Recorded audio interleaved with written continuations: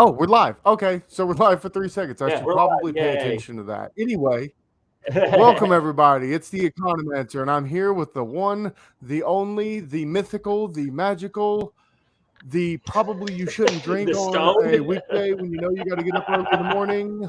Nyquil Economist. Such a Hey, how fantastic you human doing? being. I'm doing pretty good. How about yourself? I can't grow too much.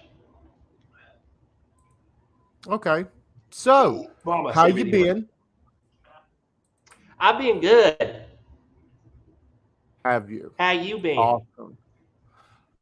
I've been, doing things here and there, setting up awesome interviews with people all across the academic sphere. I don't know if you've seen my latest. I had a conversation with a wonderful young sociologist, and it was enjoyable about artificial intelligence and all of that nonsense. But yeah, Well, hell yeah. so what have you been up to while I try to get this out and about and share the posts or share the stream and all of that so people can come and make fun of us, as you do. Yeah. Come As in you and do. be like, oh, this asshole doesn't know what he's talking about. That kind of I shit. mean, it is you, to be fair. So, I only kind of know what I'm talking about sometimes. I wouldn't kind of. be getting on one of these Maybe. things if I didn't have some clue. You'd be surprised, to be fair. You'd be surprised.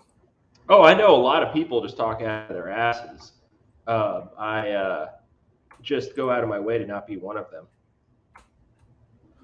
I don't. You know what? If I'm gonna say it, I'm gonna say it. You're either gonna like it or you're gonna fight me. And I'm pretty good. I'm pretty good. So it is what it is. Anyway, so Yeah. if you are in here watching, let's see how many viewers. We have one viewer. Awesome. Yay, It's one. probably Hey, me. whatever person is here is great. Right? Yeah. That's always really cool. So yeah. So if you haven't gained an understanding, so we're going to be having a discussion on gun control, crimes, and weapons of mass hysteria, because it's how do I say, it's super relevant given the current time and given the current political window. And the goal Why, has isn't to something make happened? any. What doesn't happen? This is America, right? Good point. Yeah. It's a weekly catastrophe to exist in the red, white, and blue. So there we go. But the question isn't whether that's bad, because we both agree that that's bad. I think at the end of the It's day, fucking awful what happened. right? I think at the end of the day, the question is, do the costs outweigh the benefits? And I think with that mindset, that frame, maybe the conversation is a little bit different than let's just get rid of XYZ, but let's have a conversation about everything that's going on. So, yeah, let's just start it there. What are your thoughts? Should we get rid of guns first and foremost? If you're just looking for a yes or no, I'm gonna say no. Like, absolutely not. We shouldn't get rid of guns. I mean, just like with like anything else in the world, the true like answer is kind of somewhere in the middle. Like, we shouldn't just have total unrestricted access to guns. We shouldn't have an absolute ban on guns. There, needs to be some type of gun control. I'm not really sure that everybody having access to a fully automatic weapon is a good idea. For anyone that's shot a fully automatic weapon, it's a hell of a good time. I mean, it's some of the most fun you can have a pants on. But like, at the same time, it's not something that really most people need to be able to get. Look, Like, if you want to. okay, so I gotta say this: outside of my wife, a machine gun is the funnest thing I've ever done Yeah, without pants exactly. on or pants off. Got to be honest.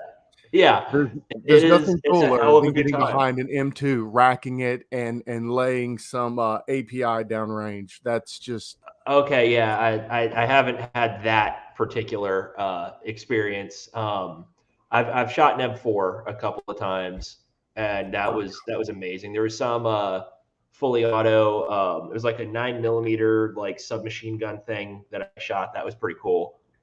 That sounds Um, cool. yeah, that was a lot of fun. And it had a silencer on it too, which is great.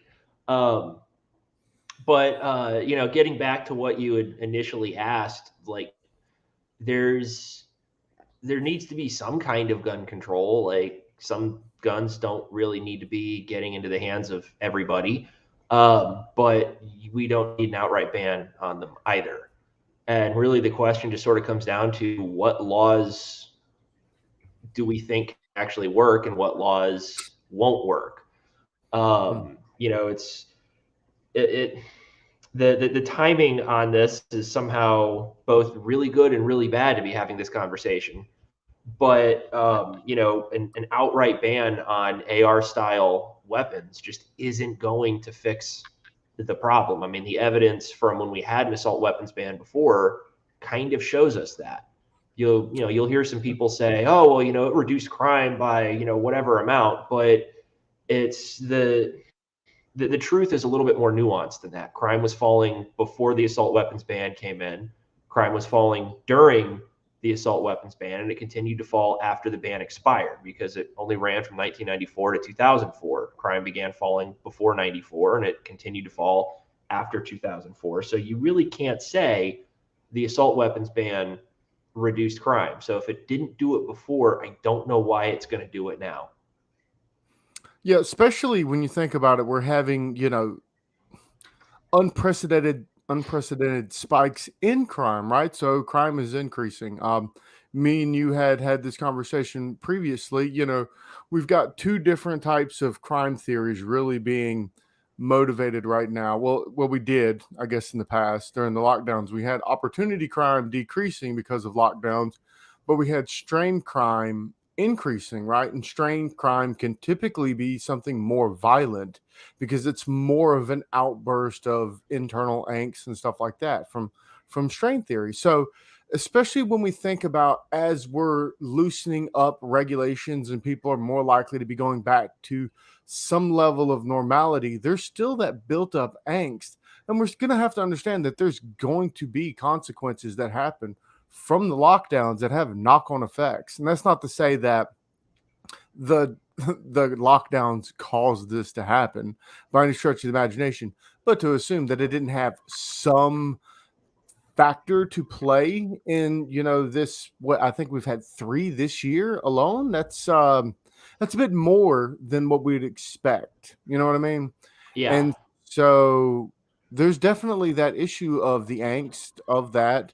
I mean, I'm sure we could get into some of the novel arguments about mental health and structures like that. But at the end of the day, I tend to agree with you. I'm probably a little bit more liberal in the way I think guns ought to be viewed, right? So if we could have more guns, I think it would be, beneficial.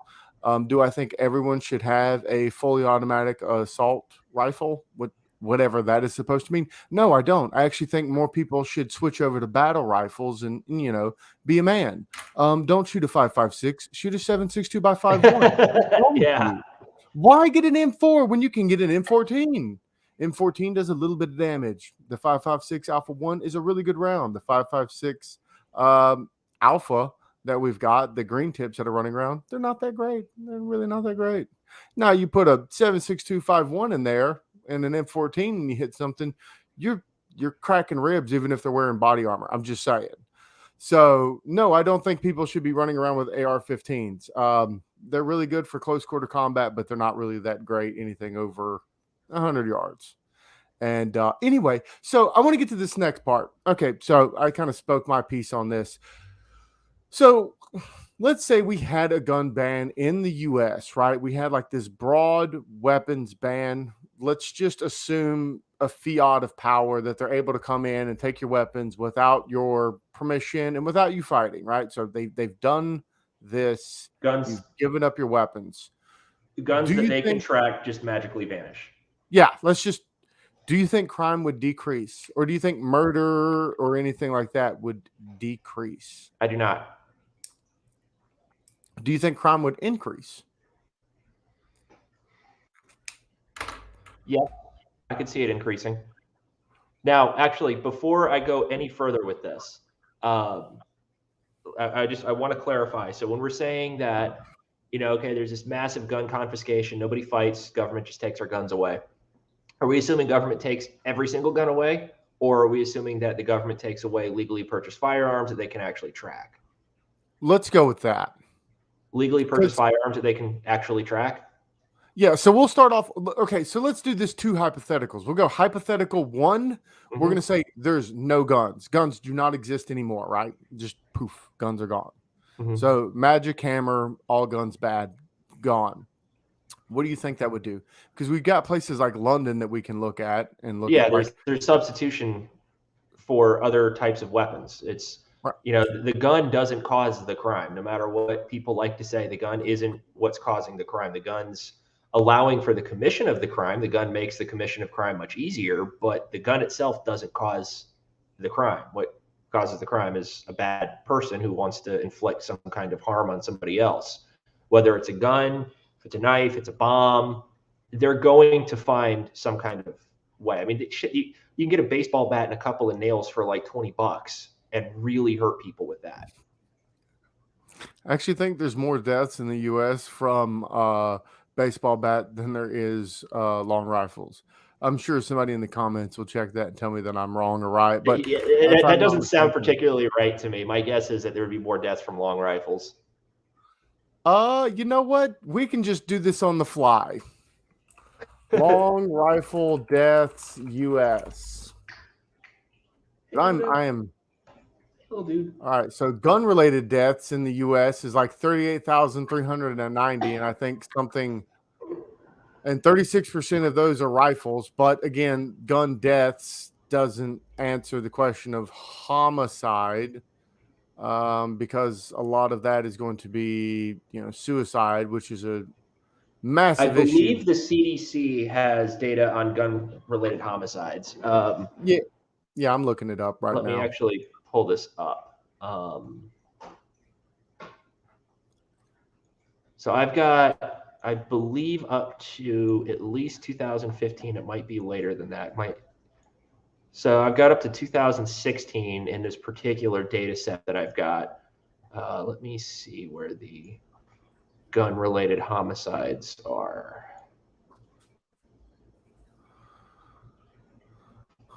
Yeah, so let's just in 2016 there were 11,004 gun homicides, 65% handguns, 6% rifle shotgun, 30% unknown.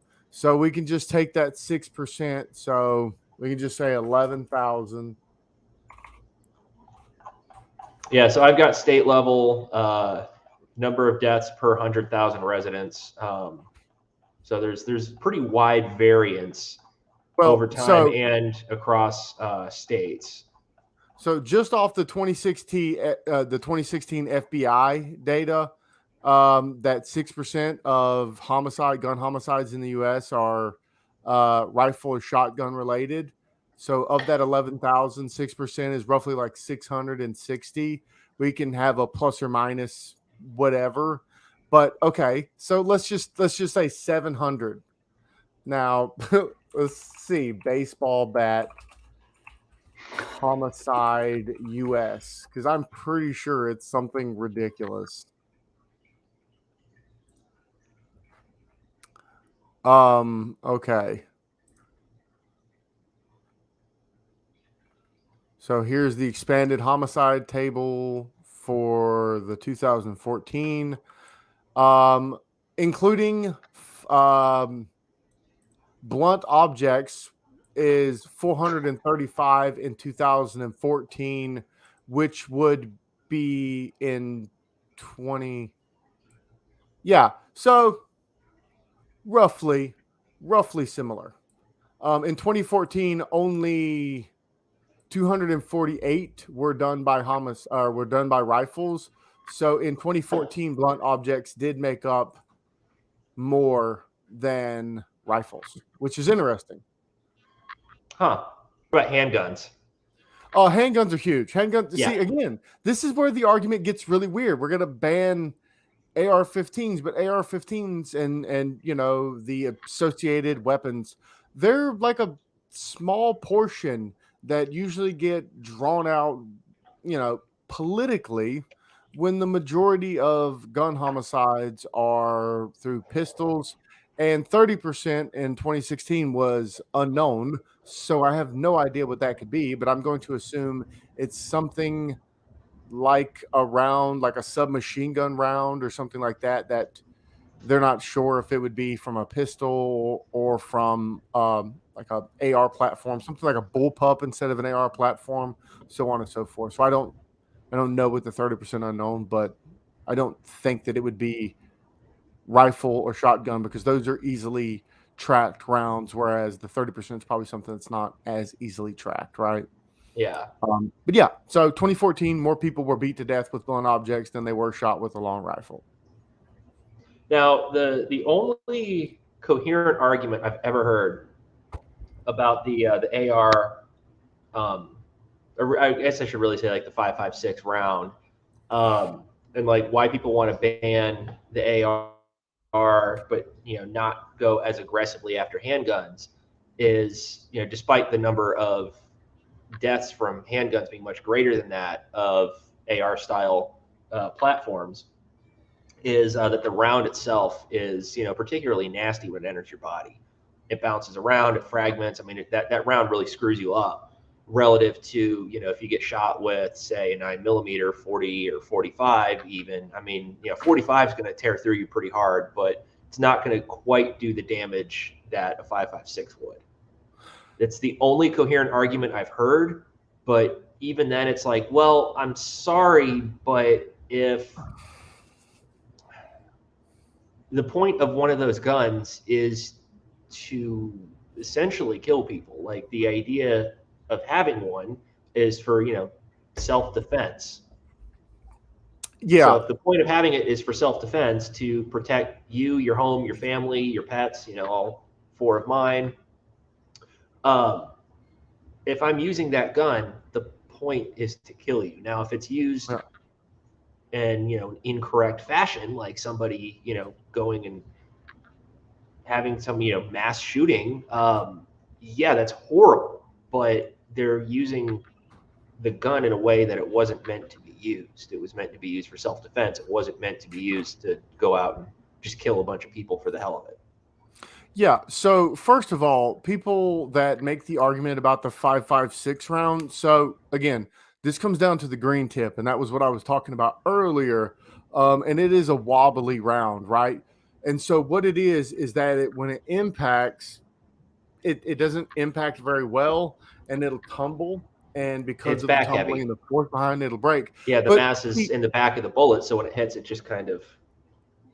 well, we think that that's because of the steel core, but the problem is most people don't run a weapon that is situated for that to happen. And I'm no ballistics expert, but I did take a lot of work done in ballistics if you knew my military background. So here's the thing. All right. The M855 round was set up specifically for the M16. The M16 has a 16-inch barrel, and I think it's a right hand 2.7 twist, right? So the barrel harmonics, the barrel length, and the chambering of the round is specified for the M16. If you put it in an AR-15, you're going to have slightly different specifications for your chamber pressure. You're going to have slightly different barrel harmonics. You're going to have, especially if you have anything like a 14-inch barrel with a 2-inch pin-on compensator, which is what most people run. You're losing 2 inches of barrel space that the round's traveling. So you're losing some initial velocity a little bit Yeah, faster. And I so think I think the one that I have is 14. I think. yeah, right. Well, it's 16. It's a 14 with a pin-on compensator because anything below 16, I think you have to have an ATF stamp. So the thing is all of those factors when it comes to that bullet rolling and having trouble with penetration and moving within the body, breaking apart. A lot of that is limited.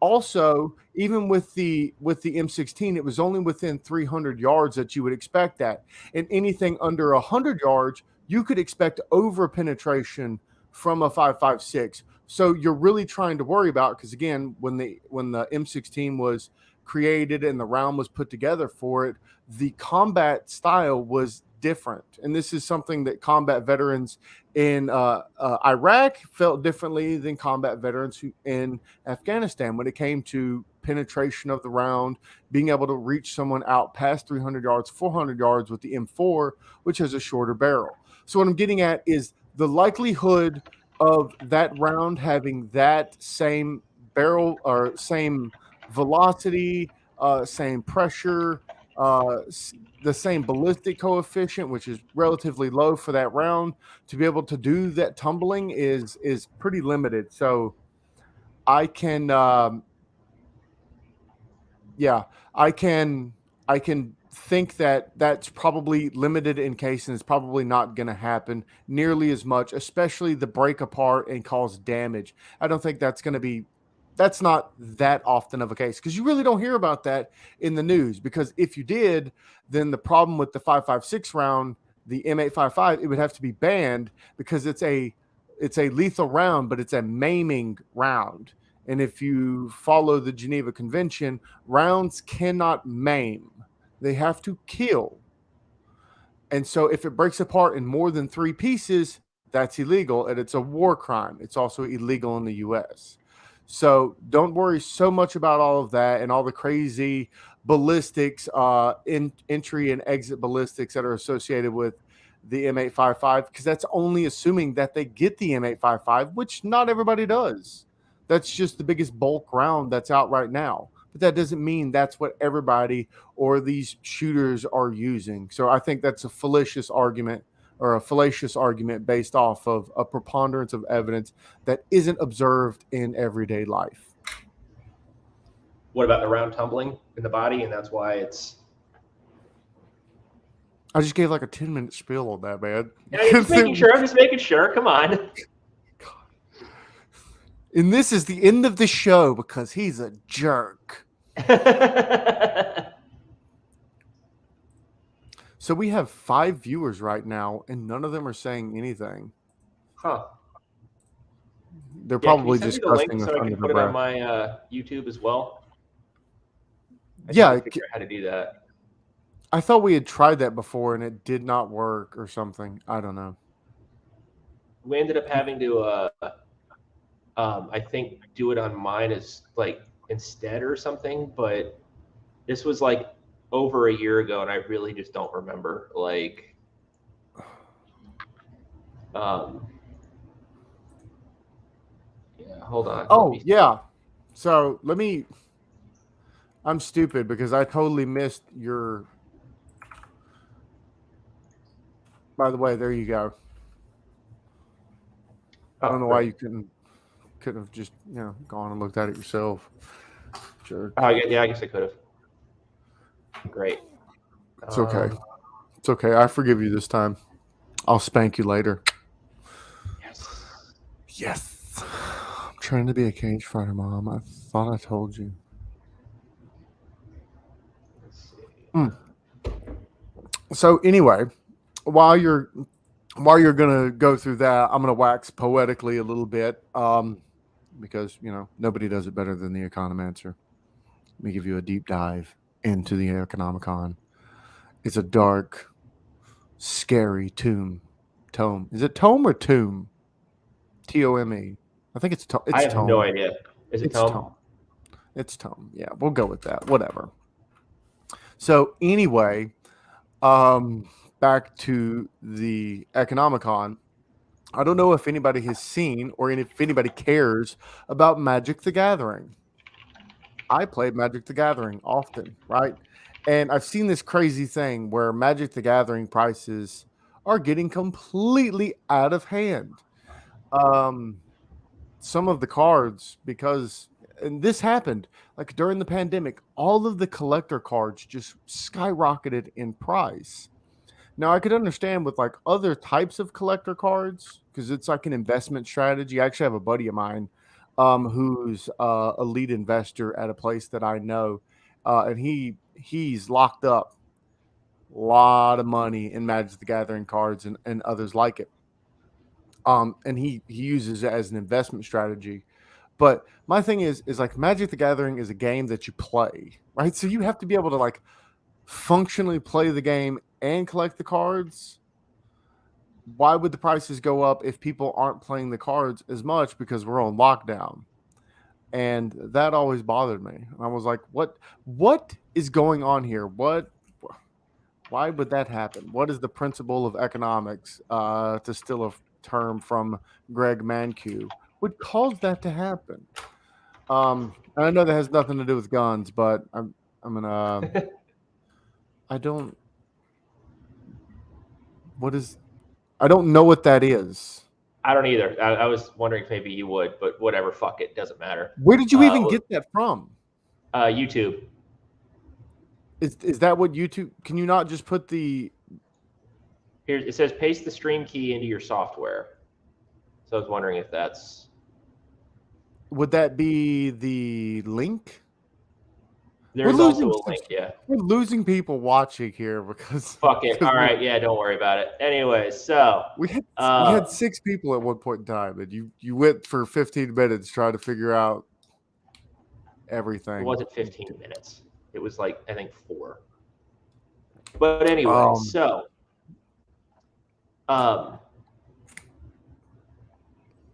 anyway, gun crime, serious problem in the United States, or is it? I think that's probably the key. I mean, I would say it is a problem in the United States. Why is it such a problem for the United States? That's probably the next question. So the thing is, right, and this is, we have the media to thank for a lot of this, because you hear about mass shootings, and I'm not trying to downplay mass shootings at all. I mean, they're horrible every single time they happen. It's one of the worst things that you could possibly imagine. Some lunatic with a gun goes and shoots a bunch of people who are, presumably unarmed. They go after soft targets, and they just mow down a bunch of innocent people. It's awful. It's disgusting. It's an extreme act of evil. But the probability of being gunned down in a mass shooting in the United States is extremely low. I agree. It's not like, I have to carry everywhere I go. Sometimes I carry where I go. I live in Georgia where, we're constitutional carry now, which is awesome. Thank you, Governor Kemp. But I don't do that everywhere I go, because there are times where I'm just like, this isn't something I need to be concerned about. There's other times where I'm like, maybe I want to. But even then, in public, I have been in one situation in my life where I considered pulling a firearm in self-defense. One out of the however many thousands of times that I have concealed carried in my life. And there have been, I believe, 2 other circumstances where I had a gun in my hand at home because I was concerned about something happening within my home. And that is high.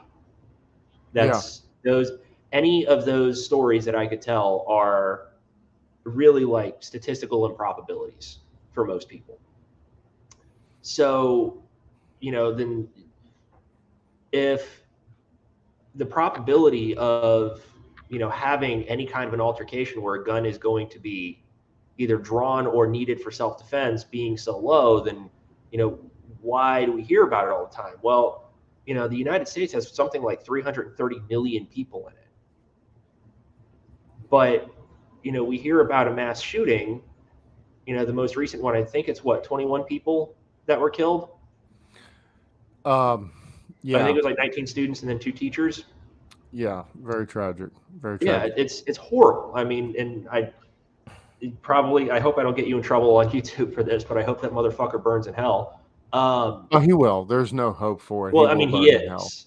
He's if there's a hell, he is burning in it right now, and Yeah, the or he Lord is said, "Do not suffering. touch the children."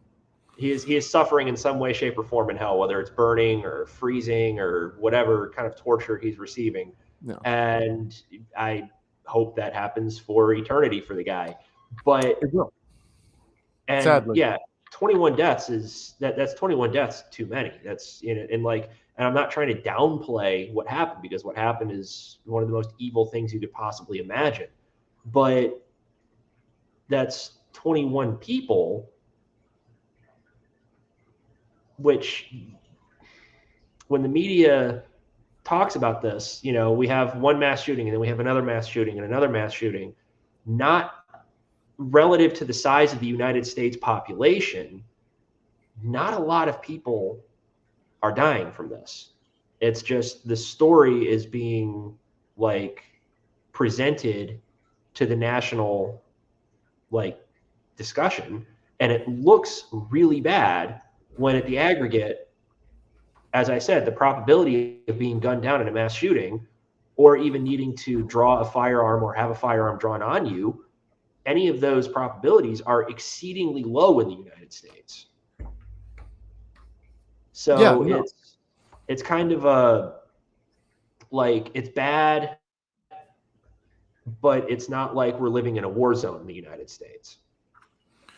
no, you're 100% right. It's definitely not that bad, and I'm glad you brought up the problem of probability, and then we also have the problem associated with like the media, right? The media hyping things up. If anyone is ever interested, check out Risk, a sociological theory by Niklas Luhmann. He makes a lot of good points about how we calculate risk, right? He points out that risk wasn't something that was calculated back in the day. And you could think about it like prior to really Frank Knight, and I know that's going to, aggravate some people, but really prior to Frank Knight, we really didn't worry so much about risk. We knew that the future had something going on, but it wasn't a time frame. It wasn't a calculation. It wasn't a thought.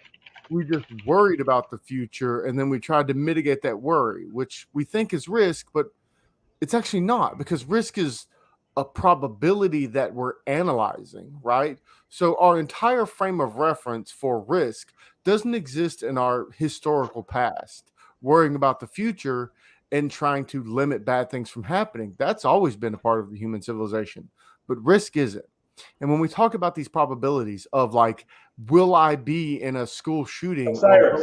I be uh, under an altercation where I'm going to have to use something, the mass media, as pointed out by Luhmann, they really do have this powerful pressure, this cognitive pressure that they can put on us, and it socializes and shapes the way we see our surrounding frame.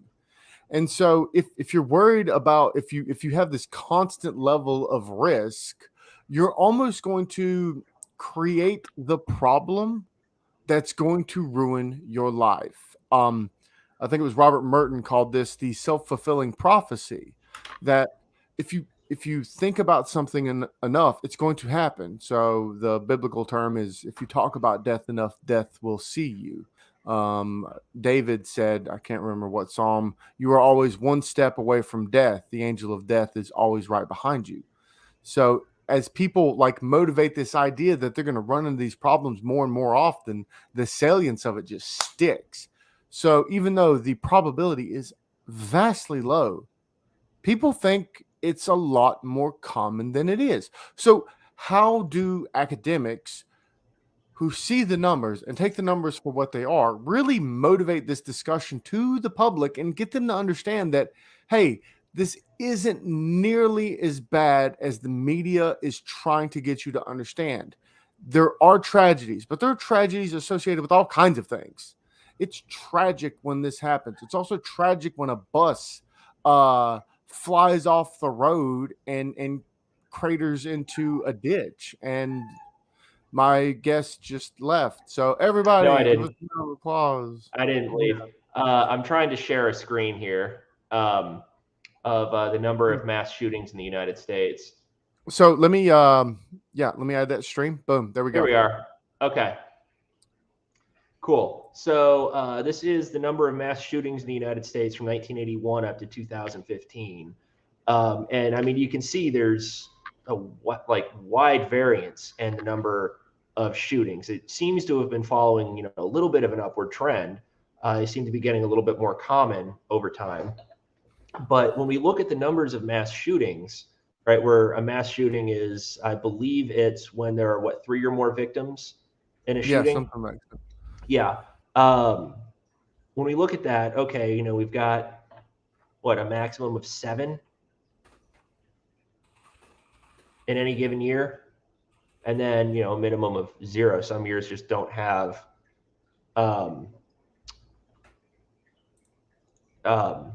my brain died. Some years just don't have any mass shootings. So there's a decent bit of variance there, but even then, these mass shootings aren't particularly common. The chance of being caught in one is exceedingly low, no matter how awful these things can be. And I mean, they can be horrible. But we got to remember that it's not the most common thing in the world. No, it's definitely not as common as having children and stepping on Legos and screeching out in pain at 2 o'clock in the morning and waking the entire household up. And then, you got to deal with your wife who's mad because you woke the baby up. And I know this is highly specific, but let me tell you, that happens more than it should. And I don't know why. It's terrible. It's stupid. Anyway, yeah. I would argue both happen more than they should. Right, yeah. For sure. Well, I was trying to make things funny, and instead of things being funny, Jeremy once again pulls the rug out from under me, and now I look like a terrible human being that doesn't care about the tragedy of people dying. Oh, so well, if you just jumped into the stream because I watched the viewer count go up, I'm a terrible human being. Thank you, and come again so much. So anyway, I have this question for you. All right. I got a paradox. I have an answer I'm going to for see. you. I hope you do. I have a paradox. This isn't about gun crime. We're going to get back to that. We're going to break up some of the awfulness of this conversation because it's deep. All right. Do you think the present exists? Yeah. I don't.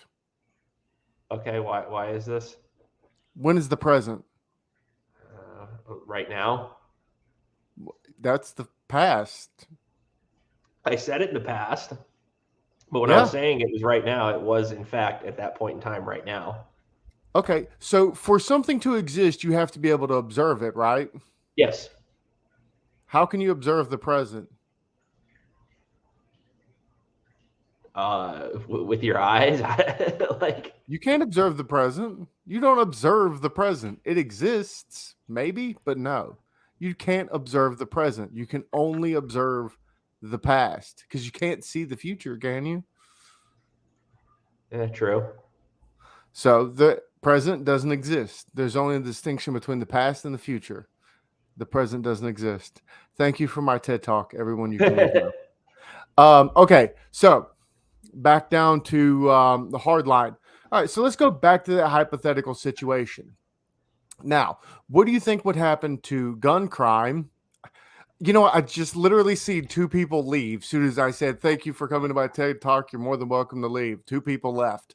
Thank you, whoever you are. I hope you watch this on rewind and you stub your toe.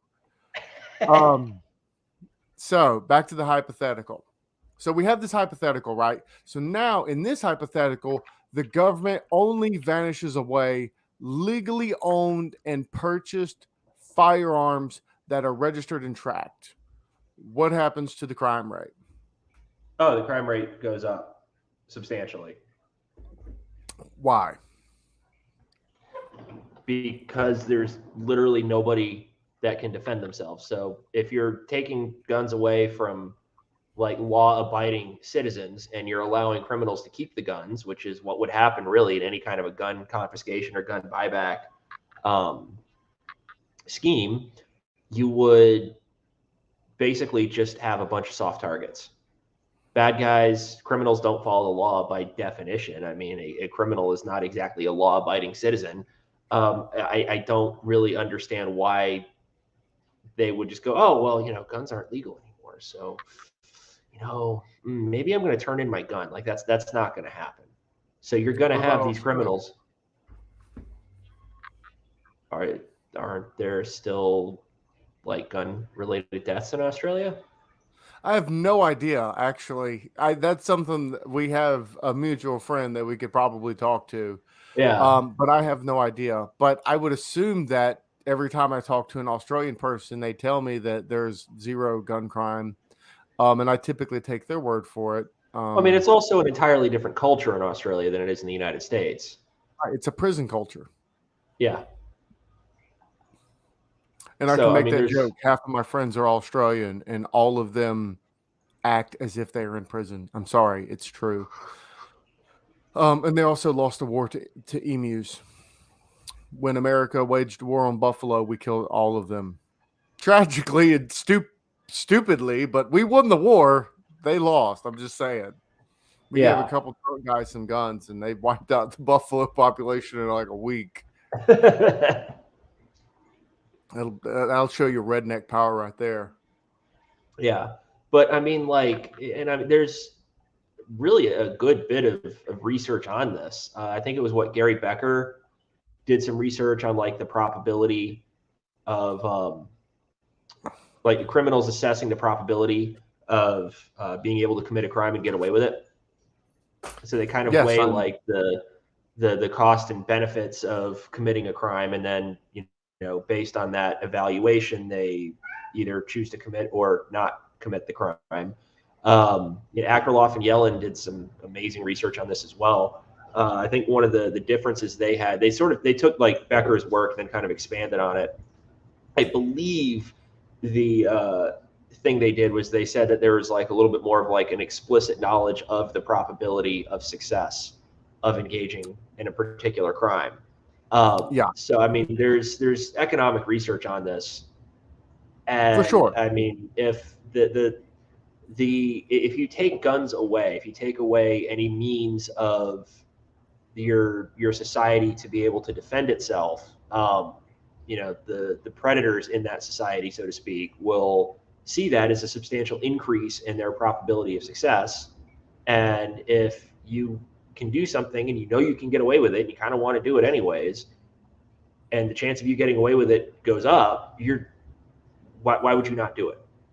Well, what about the police? Wouldn't we have the fallback that there's police officers, right? So I live in a fairly populated area. Um, if I were to call the police, it would be probably at best 5 minutes, maybe 10 minutes before they get here. Um, you live in a particularly rural area. I imagine it would be much longer for you. It'd probably be Yeah. closer I to mean, 20 to give or 30. take.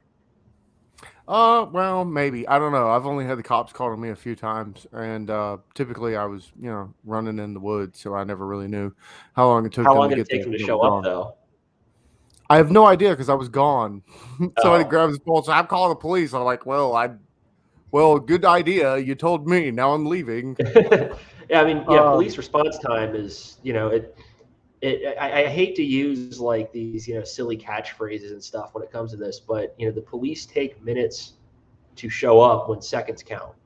If somebody were to break into my apartment is not particularly big. I would say it's well defended, but it's not particularly large. If somebody were to that's what break she said. in, um, if somebody were to break in and there was an altercation, that altercation would be over within, my guess is less than a minute. Yeah, for sure. I mean, And if yeah, I like, if somebody were to break in, I wouldn't even have time to call the police. It's not like I could be like, hey, I'm going to go call the cops and then deal with this. I would have to deal with it and then call the cops. Because if I tried to call the police before I dealt with it, I would be dead. yeah, I don't for even sure. think I would be alive by the time the 911 dispatch uh, picked up. Right. So, So this is, oh, excuse me, go ahead. beer. Oh, chugged it. So here's a question. I hear this often, and I see this meme on Facebook, and I was thinking, what is the cost benefit ratio associated with this question? You hear often that if someone breaks into your house, they're just there to steal stuff. They're not necessarily there to hurt you. There's only a 7% probability that someone breaking into your house wants to actively hurt you. So we're going back to this probability argument, right? So it's only Okay. 7% probability. What then does that say about how you should act with regard to someone breaking into your house? Should you protect your stuff over their life if they're breaking in? If If there's only somebody is breaking 7%. in and it's only a 7% probability, that's still an extremely high probability that someone wants to bring harm to me. Is it though? I mean, this is a legitimate question. Is it a high probability that it's 7%? That's less than 1 out of 10. So, That means you let's could put it have this 10 way: people in 7%. your house. Let's say you cross the road 100 times. 7 of those 100 times, you get hit by a car. That's Sounds a about a lot. Tuesday. Yeah, that's a lot. People aren't going to be crossing the road if 7% of the time they're going to get hit. Maybe, but that goes into that risk calculation, right? Like, Because yeah, what? you'll have risk-loving people, or I guess we'll say like risk-tolerant people, who will go, whatever, screw it. But if that 7% probability always exists, I'm going to find another way to get across that street. I'm not going to walk Yeah. across that road. Well, I And I mean, I imagine you am. would be the same way. No, I'm super risk loving. We had a tornado where I'm at almost like 2 hours ago, and I'm outside, just digging a water trench so that my basement don't flood. So But would you subject, let's say, if you just when it comes to crossing the road, would you subject your family to that? Would you subject your no, no. percent? See, I am Exactly. risk loving Exactly. for myself. Yeah, When it exactly. comes Yeah, but you're not. to them, risk averse, super risk averse. Mhm. Somebody So breaks. yeah, and I hear the mechanical voice of Jeremy in the background. I don't know what happened. You went mechanical. Still That mechanical. probability exists, and there are other people.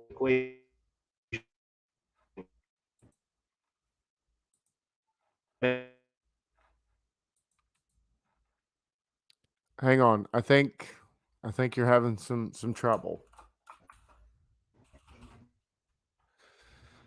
And I think I have lost him. I'm still here, bro.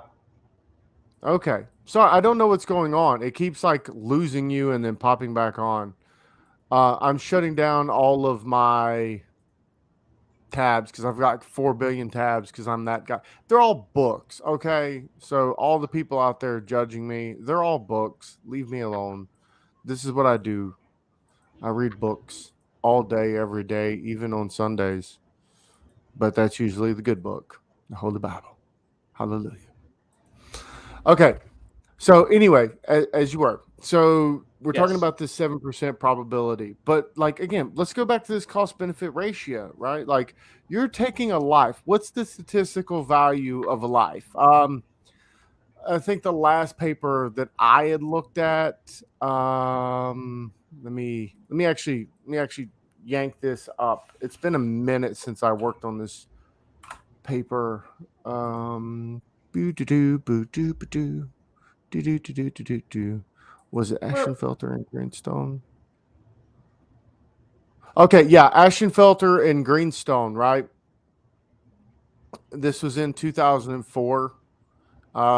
They looked at exogenous policy changes in 1987. They did a difference in difference and a regression to seek what is the value of a statistical life. And it looks like they found somewhere between $1 and $10 million is the value of a statistical life, right? So Just based on like what? um, court cases where there's like a wrongful death and then somebody was compensated for it. Yeah, so those can be like individualized, but with this one, I think it was just a broad generalization based on people's willingness to speed up and how it interacted with, it was the speed up that they took when the exogenous policy shock happened to roadways, when it went from 55 to 65 miles an hour. And then it was, given that they saved so much amount of time in their commute to work, kind of calculating that and then using that to derive this value of a statistical life, right? So it's anywhere from 1 million to 10 million, depending on some of the parameters that they're looking at. So do you have $1 million worth of stuff in your house? So No. you're taking a life that's worth $1 million on the low end.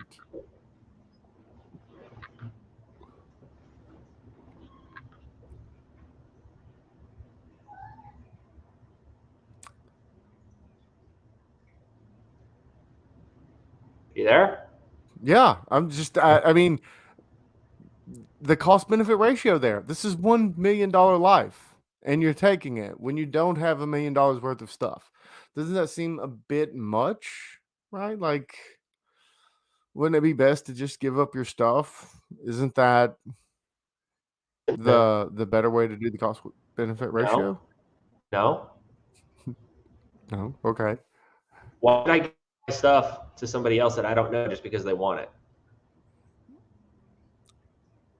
I mean, and I again, mean, isn't that that makes essentially sense. setting? Isn't it like? I mean, that's just a recipe for lawlessness in a society. If there's no like property rights, basically, if there's Well, no ability to defend your stuff, like I've worked hard to earn this stuff. Why should I give it to someone just because okay, they want? I think you're misunderstanding. So the argument here is that it's $1 million life, right? And your stuff isn't $1 million. It's not to say that you can't have, punitive retribution. It's not like they can't be arrested or that they can't get in trouble or that you can't detain them and hold them for whatever reason, lawfully. But when you're taking their life, there seems to be a higher cost regarding them than there's a cost Osiris. regarding you if you were to lose all of your stuff. Osiris. 1 second. I have a misbehaving cat. Wow. Nope. Beat him up, kitty. I know. By the way, if you are in the chat, please let me know what you think. If you don't like my argument, express why. I have Or don't. an overweight cat that keeps trying to eat the other cat's food. So he's currently in kitty jail. I have that problem as well. So I've got these like automated feeders that opens up based on the cat's chip that gets like implanted, for they get lost, you can scan it, whatever. It recognizes the chip and opens up for only them. But this one cat's kind of pushy on things, and he'll just work his way into the other cats when they're eating. What a jerk. Yep, he's currently in cat jail. See, retribution, but you didn't kill him. No. Only reason I'm doing this is I want him to not die. Well, there you go. So, I mean, why wouldn't you have that same value to a human life that we know that statistically speaking worth $1 million? Because that's also assuming that I know with certainty whether they're going to hurt me or not. I also know we already with said certainty that the probability is low. It's a low probability. I mean, it's less than a 10% probability, but I mean that's still high. It's 7%. 7% of any occurrence, something really bad happens. That's an extremely high chance. Right. So, and if somebody breaks in, I don't know. Okay, there's a 93% chance he's not going to hurt me. There's a 7% chance he is going to hurt me, and I'm not taking that chance. Now, what do you think? This is always my turnaround. All right, so let's say we have COVID-19. What was it? We've gone through Delta, Omicron. So Omicron. Let's say Theta. So let's say COVID-19 Theta. is coming through, and it has a 7% chance of death. Do you think people would be more cautious or less cautious than what they were during the pandemic? Oh, they'd be unbelievable. You don't have to think. There was like a 1% chance with COVID-19, Delta, and Omicron, right? You And people throw lost that their on minds. 7%, people are going to lose their mind. So that's usually my counter argument to that, is that what you think is 7% as a low probability is actually extremely high probability when your life is on the line and you have Yeah. to choose. And the value of a statistical life is based on what we assume this person would make over time. This person's breaking into my house. I don't assume that they're making anything. In fact, I think they're probably a net negative. So the value of their statistical life is probably negative $1 Yeah, million the value of my based life on is, yeah, I right. was thinking that a couple of minutes ago, that the value of my life is substantially higher than that of theirs. Exactly. So that is the cost benefit ratio. I just want to throw that out, see how it act. And to see how people would think about that, because I think I've run across that argument before on that cost benefit ratio, and the only way I answered it was through the probability, but I think there's something to be said about it's not just a probability, it's also like this dude's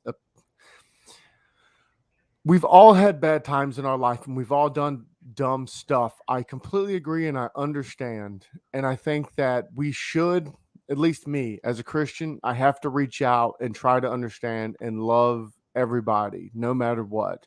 And that violence isn't the answer 99% of the time. I can But love at you the after same I've time, neutralized the threat. right? Yeah. But at the same time, For it's surprise not to anyone, just Oh, me. Democrats are what the seeking hell to is going earn on? political points Why the off of hell? the tragedy in Texas. Well, My there you phone just go. That decided to answered start the playing Tim question. Pool. Yeah. Yeah. Good job, Tim Pool. Yeah. Tim Pool. Anyway, I would love to be on Tim Pool's show just to I would tell kill to him. be on Tim Pool's show. I don't think he would want me on his show, to be fair. But that's Maybe poor choice of words right now. But I mean, that I what would like kill to be on timeout? the Like, show. what timeout? What would you actually possibly like? How could you activate that? Look, Tim Pool, if you don't bring me on your show, you see this guy with his middling balding hair and sweet beard. It's sweet beard. If you say that I can't come on your show, I'm going to cap him in his knees first and then work it up. Um, which, by the way, we'll keep that for Saturday. Yeah. So, all right, here's my next thing. Should America listen to European nations when they tell us about their rates of violent crime versus us? No, Why? we're different. We're not the same. Built different, needs special. But no, yeah, you're 100% right. Like, look at look at London. How many acid attacks is there a day in London? I don't know, actually. It's more than one. I mean, if there's any acid attack, that's like, what the fuck is wrong with you? But still, like, yeah, I'm not really sure how many there are on a daily basis. I mean, like I said, one is too many, but still, yeah. Right. So I really can't answer that one for you. What about stabbings? There's tons of stabbings, right? Oh yeah, yeah. I think they No, have a stabbings higher are through the violent roof crime there, rate. but if guns were legal over there, then you would have fewer stabbings. You would just have more gun violence, and then obviously, the inverse would hold, because after there was the gun buyback program or the confiscation, whatever the hell you want to call it. There, I would call it confiscation. If you force me to surrender my gun, whether you pay me to do it or not, that's a confiscation. It's Before that, gun violence was higher than it was after, but it's not like violent crime just fell because they got rid of guns. Oh. They just these criminals just changed the method of attack, Yeah. so to speak. They stopped Well, using guns and instead they started using knives, acid. I mean, yeah, that's a totally valid substitute for a firearm. Just here, let me sling acid on you. For sure. And again, that goes back to the question, New York actually has less crime than, well, I don't know about now, but 2 years ago, the last time I done any data collection and stuff like that, New York had a lower crime rate than London. Huh. New York City had a lower crime rate than London. Well, actually, if you allow me to share again, Yeah. let me see here. Share my screen.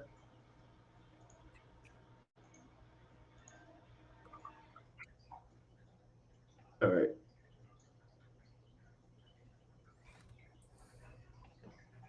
Yeah, it's redacted. Don't worry.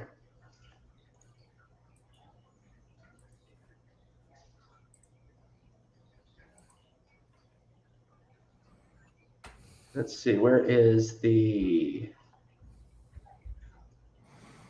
I Here we like go. how you Here's the have a, firearm homicide rate. yeah.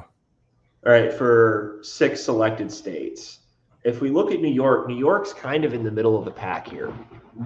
It's not the Yeah. highest, and I mean this is statewide. So this isn't just New York City. This is aggregated across the state, and New York is an incredibly massive state, so we have to keep that in mind. But New York is kind of middle of the pack.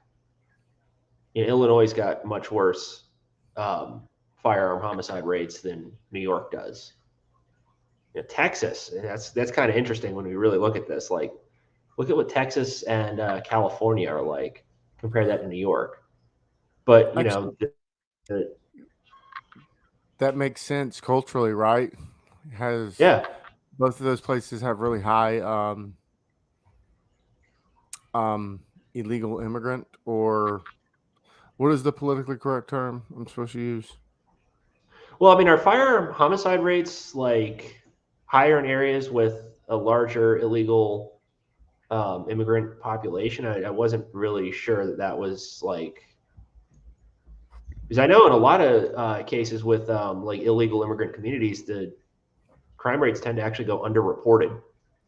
Right, and I don't know any way to specify the model for that. That's something interesting. We could probably look into that. That'd be I mean, something you'd that have to break it down by population demographics, which this anymore. paper that I'm sharing slides from actually does do that in the analysis. It'd be kind of irresponsible statistically and econometrically speaking to not do that. But this just looking at just here's the raw data. Yeah, New York's kind of in the middle of the pack. It's hilariously enough, New York's got some of the strictest gun laws in the country, and okay, middle of the pack on that one. Texas has some of the least restrictive, and they're higher than New York. Vermont's got extremely like unrestricted gun laws, and they're down there with Massachusetts, who has one of the strictest gun control regimes. So it's interesting that these crime rates are all over the place relative to what state has stricter lax gun control measures. yeah. I mean, and I think that goes back to the. Do you have a razor? I do. That's cool. I do too. I Yeah, don't have a keyboard and razor. mouse.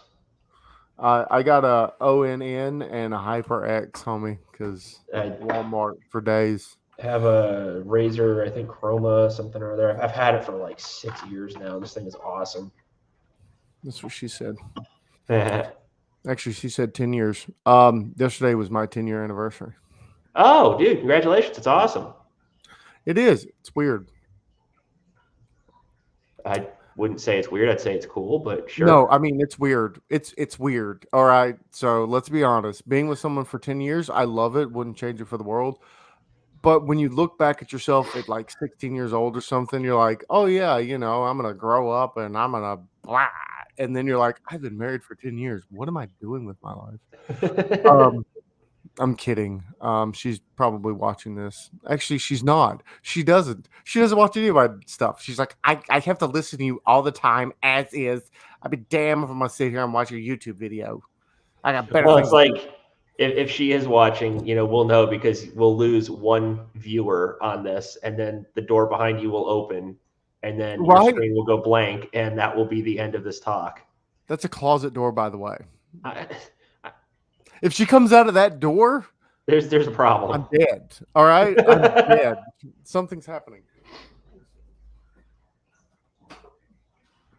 Stay strapped.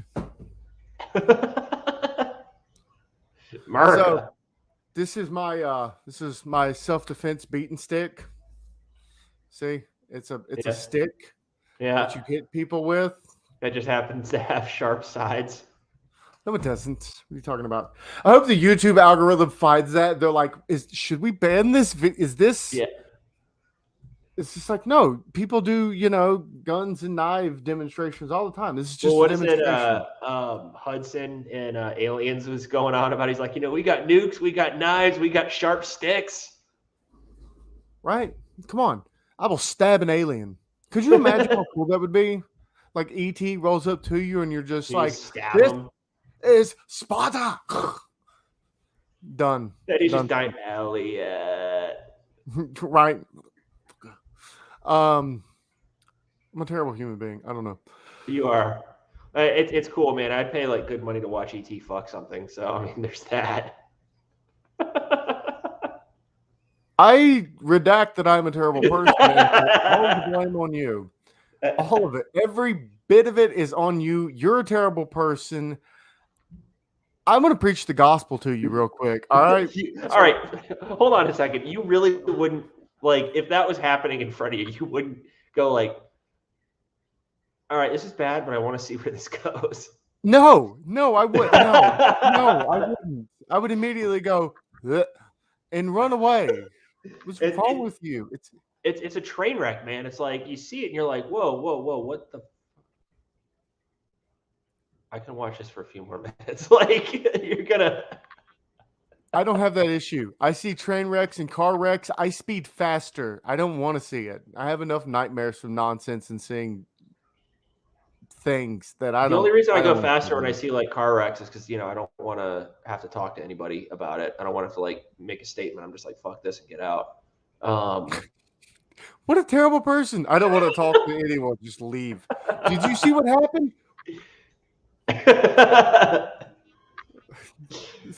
Yeah, all of a sudden I just become like instantaneously blind. Just nope, I don't see anything.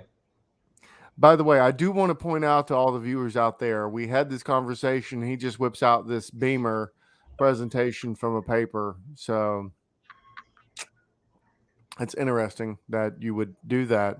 Oh, here's this random conversation. I have a paper on it. Yeah. Oh, I wonder why we had this conversation in the first place. Maybe it's because I had written a paper on it.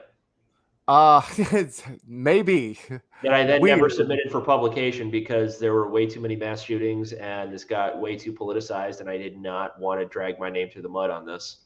Well, I'm gonna drag you through the mud on this. Yeah, I'll drag my name through the mud on like YouTube, but when it comes to like academic research, I'm not particularly interested in like this being how I made a name for myself. I'd rather be like, here's monetary policy.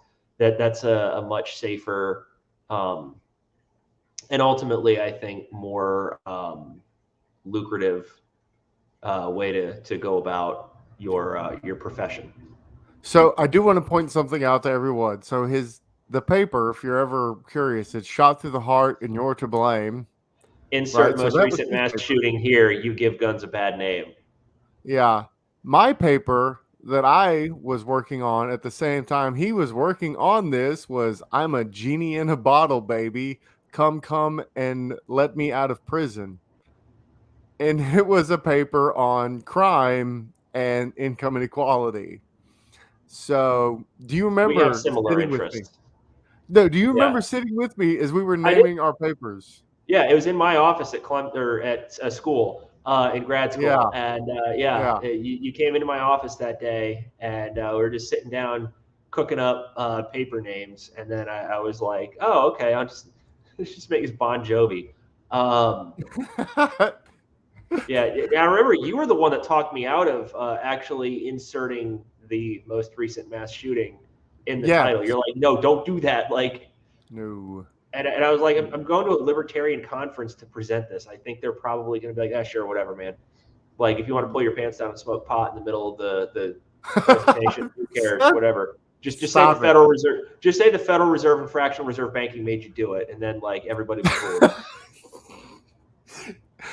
Look, look. You know how many times I've gotten into arguments with bow tires? All right, I'm there. I'm there. You know what I'm talking about, right? You go to the econ No. conference, you see the guy with the bow tie, you talk to him, and he's Oh like, yes, "Have you yes, read yes. Mises?" And you're like, "I'm gonna punch you right in the mouth if you say Mises or Rothbard to me one more time."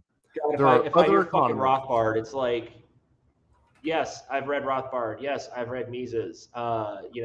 Have you read Bernanke? Have you read Sims? Have you read garbage. like, well, yeah, I mean, you have because you're intelligent, but like, Yeah, when you get all these like libertarians that are like, oh, end fractional reserve banking, it's like in favor of what? A gold standard? That's a good fucking idea.